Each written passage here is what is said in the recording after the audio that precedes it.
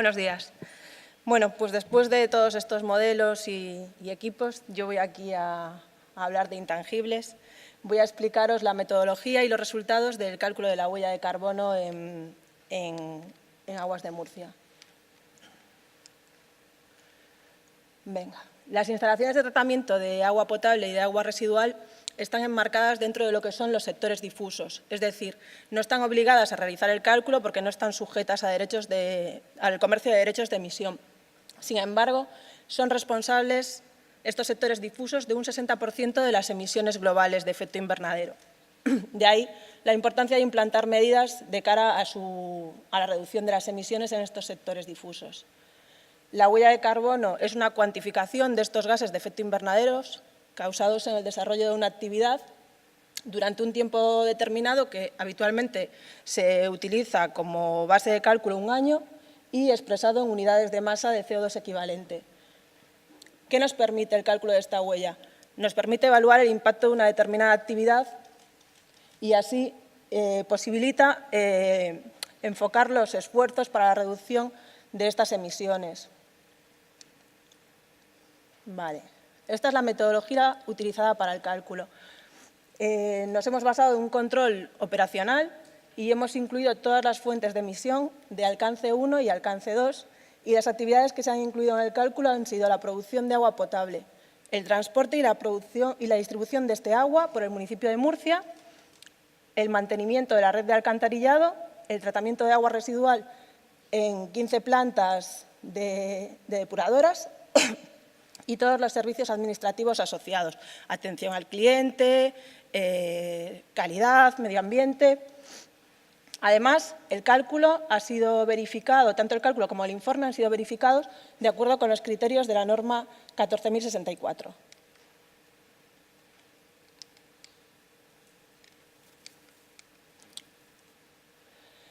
El método de cálculo se ha basado en la multiplicación y el sumatorio de todos los datos de actividad de la empresa por factores de emisión y se han incluido todas estas fuentes de emisiones.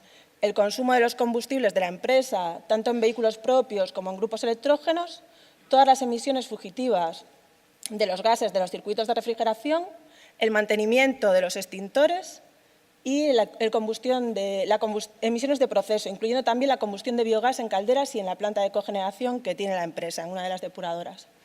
Y además todo el consumo de electricidad, que sería el alcance 2. Este es un esquema de una planta depuradora completa y ahí podéis ver cuáles son los gases que se emiten y los posibles focos de emisión. Se producen emisiones de óxido nitroso en la línea de agua, procedentes de las etapas de nitrificación y desnitrificación y además emisiones de metano y óxido nitroso en distintas etapas de tratamiento del fango, como son el espesamiento primario, el espesamiento secundario, la homogenización de los fangos que se hace antes de la digestión, la digestión propiamente dicha que se emite metano y después la etapa de almacenamiento antes de la deshidratación. Tenemos también emisiones procedentes de la combustión del biogás, tanto se realice en caldera como en planta de cogeneración como en antorchas. Vale, aquí tenéis los distintos gases que se emiten. El CO2 que se emite en plantas de tratamiento de agua residual no se considera para el cálculo porque se considera que es un gas de ciclo corto que no afecta a la degradación de la capa de ozono, que no contribuye al efecto invernadero. Para hacer el cálculo de las emisiones de la línea de agua en plantas depuradoras se han seguido las directrices del Panel Intergubernamental del Cambio Climático. Solo se consideran aquellas plantas que tienen etapas específicas de eliminación de nutrientes y la fórmula utilizada es esta que podéis ver aquí y se considera la contaminación tratada en la planta en el año objeto de estudio, el tipo de planta, si es una planta moderna o no, la cantidad de agua industrial tratada en la planta y un factor de emisión definido por el panel intergubernamental que son 3,2 gramos de óxido nitroso por habitante equivalente y año. Y para los cálculos de las emisiones en la línea de fangos y en la línea de biogás hemos utilizado factores sectoriales específicos, algunos de ellos publicados por la UCWIR, que es un organismo inglés que publica y revisa anualmente los factores de emisión para plantas de tratamiento de agua, Y otros factores son factores propios, desarrollados por el Grupo Suez en distintos proyectos de investigación.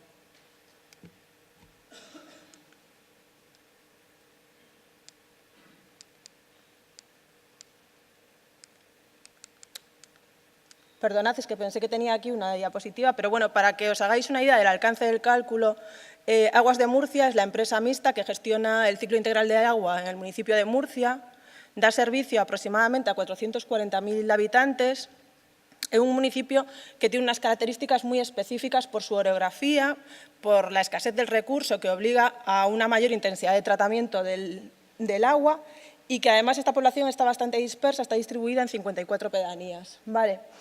Y nada, ahora vamos a ver cuáles son los datos de actividad que se han considerado. Como os decía, los combustibles utilizados tanto en grupos electrógenos que tienen en plantas de depuradoras como en los bombeos de saneamiento y distribución, el gasóleo A, la gasolina y el gas licuado del petróleo utilizado en los vehículos de la empresa, las emisiones de gases refrigerantes, que aunque podemos ver que el consumo es relativamente pequeño, tiene un gran impacto en la huella final, y después toda la electricidad que procede de suministros que no tienen garantía de origen renovable y que se consumió, en este caso en 2014, en producción, en distribución, en alcantarillado, depuración y en las oficinas.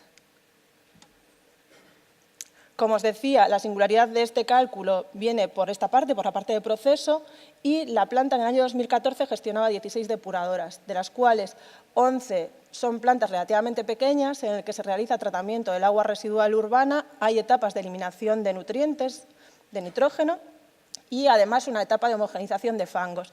Finalmente el fango se retira con cisternas de las plantas. 4 son plantas de mayor tamaño, también tienen eliminación de nutrientes, una etapa de homogeneización y en esta sí que se deshidrata el fango, a pesar de que no tienen etapa de digestión. Y después está la EDAR Murcia Este, que es la planta de mayor tamaño que gestiona la empresa. Está diseñada para tratar 100.000 metros cúbicos al día y dar servicio a 350.000 habitantes. Se realiza el tratamiento de agua residual urbana, tiene eliminación de nutrientes, una línea de fangos completa con espesamiento primario, secundario, homogenización de fango, digestión anaerobia, almacenamiento y deshidratación. Y además hay una línea de gas con una etapa de acondicionamiento del biogás.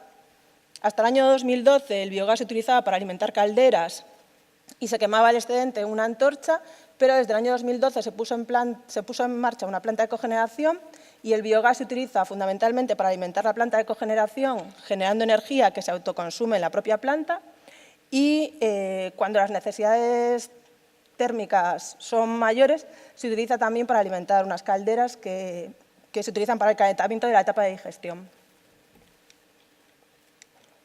Vale. También se tiene en cuenta la electricidad que se está produciendo de origen renovable y que se está virtiendo a la red, que no se está consumiendo en la empresa. Y es electricidad de origen minihidráulico y placas solares en una de las depuradoras. Esta electricidad se está vendiendo. Estos son los resultados de 2014. Como podéis ver, la mayor parte de las emisiones son de alcance 1, más de un 60%, son emisiones directas generadas en la propia actividad, pero hay que tener en cuenta que aproximadamente un 57% de estas emisiones son emisiones generadas en el proceso de depuración, en las líneas de tratamiento de agua y de fango. Solo la planta Murcia Este genera el 56% de las emisiones de la empresa, bueno, en 2014.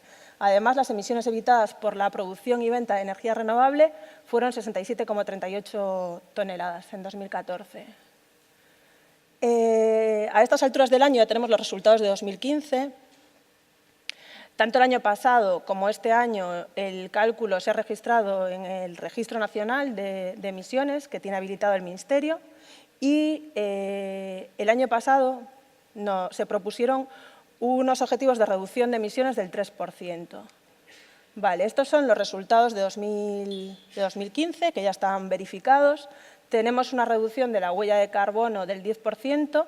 Podéis ver que, sin embargo, las emisiones de proceso siguen siendo la parte más importante de las emisiones de la empresa. y que se han reducido bastante las emisiones de la electricidad, las emisiones de alcance 2. Esto gracias al compromiso de la empresa por comprar electricidad con garantía de origen renovable, pero también por la producción de electricidad por la producción y el autoconsumo de la electricidad procedente de la planta de cogeneración de la EDAR Murcia Este.